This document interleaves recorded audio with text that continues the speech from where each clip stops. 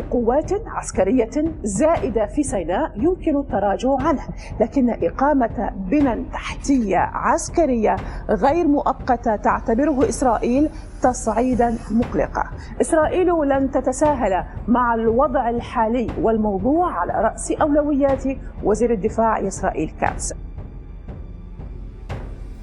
تفتكر إيه اللي ممكن يخلي إسرائيل تبعت استغاثة لواشنطن وتقول لهم الجيش المصري بيهدد أمننا القومي؟ هل معقول بعد أكتر من 40 سنة على اتفاقية السلام نوصل للمرحلة دي؟ طب إيه اللي بيحصل فعلا في سيناء؟ وليه مصر بترص منصات صواريخ على حدودها؟ القصة مش مجرد توتر حدودي، دي مواجهة صامتة. كل طرف بيحاول يخبي اللي في دماغه، بس في الآخر كل حاجة باينة. هل فعلا مصر بتكسر الاتفاق اللي بينا؟ طب هو احنا فعلا كسرنا الاتفاق؟ ولا في حاجة أكبر؟ في حكاية طويلة وراها أسرار كتير، بس خليني أحكيها لك واحدة واحدة. بس خد بالك، الكلام ده مش هزار، ده مستقبل أمننا القومي. ركز معنا في الفيديو وصدقني هتنبهر. بس الأول ما تنساش تعمل لايك، تشترك في القناة وتفعل الجرس علشان الحلقات الجاية هتكون أقوى. تمين تقول على مصر احنا انتصرنا على مصر، تنتصر منين؟ اقسم بالله لو تشيل بس الحدود يدش عليك الجيش المصري هي ساعتين. فراعنة هذول. قسما بالله اللي حيقرب لها لأشيله من فوق وش الأرض. أرضي وأنا حر، ولا تلومن إلا أنفسكم. عيب تتعاملوا مع ناس كبار.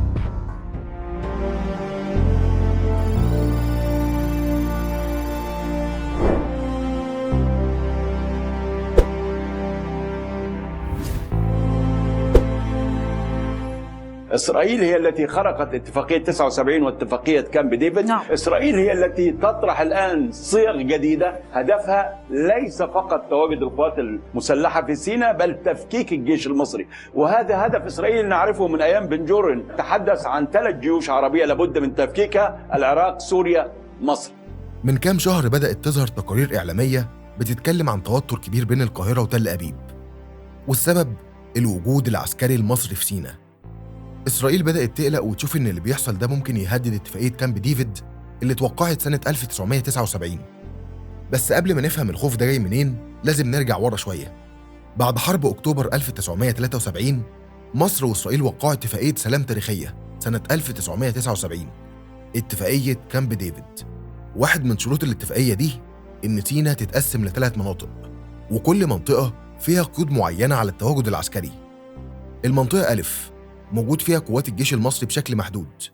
المنطقة ب قوات حرس الحدود. المنطقة ج فيها شرطة مدنية بس، وممنوع تماما دخول الجيش.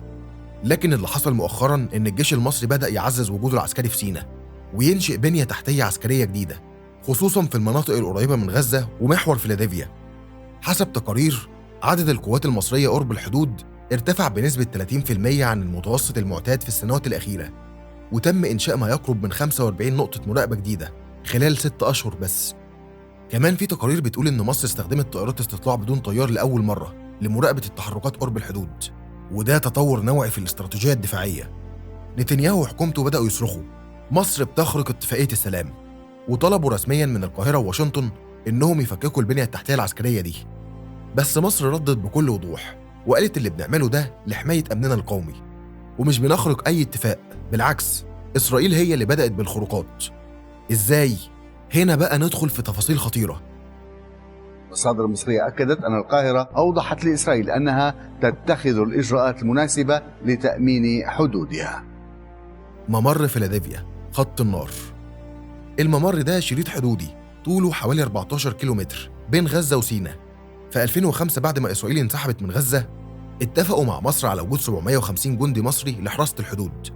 لكن في 2024 ومع تصاعد الحرب في غزة، إسرائيل احتلت الممر ده من ناحية قطاع غزة، وده خرق واضح لاتفاقية كامب ديفيد. وده تسبب في حالة من التوتر غير المسبوق، خصوصاً إن المعبر بيخدم أكتر من 70% من المساعدات اللي بتدخل لغزة، واللي وصلت لأكتر من 600 شاحنة شهرياً قبل الأزمة. تقارير الأمم المتحدة أشارت إلى إن المعبر كان مسؤول عن تمرير حوالي 80% من الإمدادات الطبية في غزة. في المقابل مصر قالت لو إسرائيل دخلت قوات هناك من حقنا نحمي حدودنا وندخل قوات كمان. اللي بيزود الطين بلة إن في تقارير بتتكلم عن نية إسرائيل لتهجير الفلسطينيين من غزة. الموضوع ده لو حصل هيغير الجغرافيا السياسية بالكامل. حسب مركز الشرق الأوسط للأبحاث، في سيناريو بيقول إن التهجير المحتمل ممكن يوصل عدد النازحين لأكتر من 500,000 شخص في أقل من شهر، وده هيشكل ضغط هائل على البنية التحتية والخدمات الصحية والتعليمية في شمال سيناء اللي عدد سكانها الحالي حوالي 450,000 نسمة بس. ده معناه إن عدد السكان يتضاعف في أيام، وده تحدي صعب حتى على الدول ذات الموارد الكبرى. مصر قالتها بصراحة، سيناء خط أحمر ومش هنسمح بأي تهجير. أحذر إسرائيل من مغبة التحرش أكثر بمصر. يقول لك مصر دخلت مخازن للذخيرة في سيناء. ما دخل إسرائيل كلها بهذا الأمر؟ سيناء بلدنا وليست بلدكم، ولا لكم أي حق في الحديث عن سيناء. لا يحق لأحد في إسرائيل من نتنياهو لأصغر ضابط صغير في إسرائيل أن يتحدث عن الإجراءات التي تتخذها مصر. والرئيس السيسي بنفسه أكد إن مصر مستعدة عسكريا لأي احتمال. طيب ليه دلوقتي؟ في 3 أسباب رئيسية خلت إسرائيل تبدأ الهجوم الإعلامي والسياسي.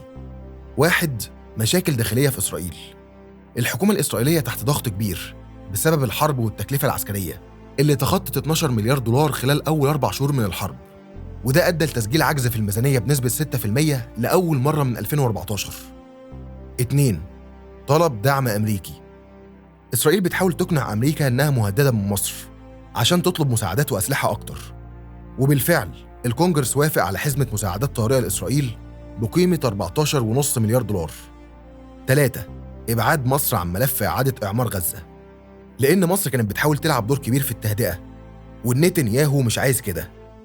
هل فعلا مصر خرقت الاتفاقية؟ اللواء سمير فرج خبير استراتيجي قال إن كل التحركات المصرية قانونية وبتتم بالتنسيق مع لجان مشتركة وفي رقابة من الأمم المتحدة. البعثة الدولية الموجودة في سيناء أكدت في تقرير سري تم تسريبه لوسائل الإعلام إن التعزيزات المصرية لا تشكل تهديد مباشر، وأكد إن مصر ما اتدخلتش ولا خلفت الاتفاقية، لكن بتأمن حدودها قدام احتمال التهجير. طب وإسرائيل؟ إسرائيل مش بس احتلت محور فيلادلفيا، دي كمان سيطرت على معبر رفح من الناحية الفلسطينية، وده المعبر الوحيد اللي بيربط غزة بالعالم الخارجي. التقارير بتقول إن إسرائيل بتمنع دخول ما يقرب من 85% من الشاحنات الغذائية والطبية اللي كانت بتدخل من خلال المعبر، واللي أثرت على أكتر من 1.5 مليون شخص في القطاع. ده أدى لانخفاض مخزون الوقود بنسبة 92% داخل غزة، وده بحسب بيان مشترك من وكالة الأونروا وبرنامج الأغذية العالمي. الأرقام بتقول إيه؟ أكتر من 2.3 مليون فلسطيني محاصرين في غزة. إسرائيل شنت أكتر من 6000 غارة جوية على القطاع من أكتوبر 23 لحد مارس 2024. مصر أقامت أكتر من 40 برج مراقبة جديد على الحدود، وزودت التواجد العسكري بنسبة تقارب 35% في الشهور الأخيرة. الأمم المتحدة بتحذر من كارثة إنسانية في غزة، سيناريوهات مرعبة. لو حصل تهجير فعلي من غزة، ده هيشكل تهديد وجودي لمصر، لأن دخول مئات الآلاف لسيناء هيخلق أزمة أمنية وسكانية. لو استمرت إسرائيل في خرق الاتفاقيات، ده ممكن يؤدي لتجميد وإعادة النظر في اتفاقية كامب ديفيد. بعض التقديرات بتقول إن تكلفة تأمين الحدود المصرية في حالة التهجير ممكن توصل ل1.2 مليار دولار سنوياً. منظمات دولية حذرت من احتمال حدوث موجات نزوح تانية في حالة استمرار العمليات العسكرية بنفس الوتيرة. دراسة من معهد كارينجي رجحت إن استمرار التوتر ممكن يؤدي لإعادة ترسيم مناطق التمركز الأمني في سيناء، وده هيتطلب موافقة دولية. في النهاية، الموضوع مش بس شوية عساكر على الحدود، دي لعبة كبيرة فيها مصالح وخطط ومؤامرات، واللي بيحصل دلوقتي هو اختبار حقيقي لثبات مصر السياسي والعسكري. مصر بتقول بوضوح سيناء خط أحمر، وأمننا القومي مش مطروح للتفاوض. والسؤال اللي لازم نسأله لنفسنا، هل إسرائيل فعلاً بتحاول تشعل أزمة جديدة ولا بتضغط لتحقيق مكاسب سياسية؟ الموضوع لسه في بدايته، واللي جاي ممكن يكون أخطر. تابع معانا لأن الحكاية لسه ما خلصتش. بس كده، لو لسه بتتفرج لحد دلوقتي، شكراً إنك كملت معانا لآخر الحكاية. لو عجبك التقرير ما تنساش اللايك والاشتراك علشان يوصلك كل جديد. نشوفك في الفيديو الجاي. سلام. تميم تقول على مصر احنا انتصرنا على مصر، تنتصر مين؟ اقسم بالله لو تشيل بس الحدود يدش عليك الجيش المصري هي ساعتين. فراعنة هذول. قسما بالله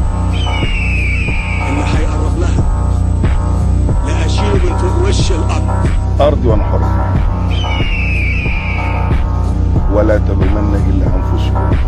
عيب تتعاملوا مع ناس كبار.